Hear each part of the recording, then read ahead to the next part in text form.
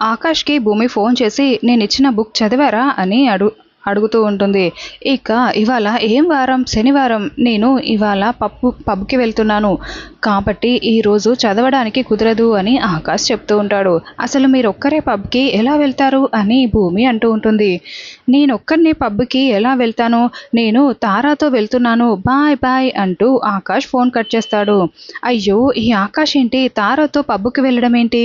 ఇప్పుడు వీళ్ళిద్దరూ కలిసి పబ్లో డ్యాన్స్ చేస్తూ ఉంటే ఎవరైనా చూస్తే ఇంకేమైనా ఉందా? అయ్యో, సమస్య మళ్ళీ మొదటికే వస్తుందే, ఏదో ఒకటి చేయాలి అని భూమి ఆలోచిస్తూ కూర్చొని ఉంటుంది. అప్పుడే భూమి అంతరాత్మ అక్కడ ప్రత్యక్షమవుతుంది. ఇంకేం చేస్తావు? ఇమీడియట్గా నువ్వు కూడా పబ్కి బయలుదేరి వెళ్ళిపో భూమి, తప్పదు నీకు అని భూమి అంతరాత్మ చెప్పడంతో సరే అలాగే అని వెళ్తాను అని భూమి అంతరాత్మతో చెప్తూ ఉంటుంది. ఇక భూమి అందరూ నిద్రపోయారు కాబట్టి ఎవరూ లేరు కదా అనుకొని ఒక వెస్ట్రన్ డ్రెస్ వేసుకొని అమ్మయ్య ఎవ్వరూ చూడట్లేదు అని అనుకుంటూ మెట్లు దిగి నెమ్మదిగా వెళ్తూ ఉంటుంది.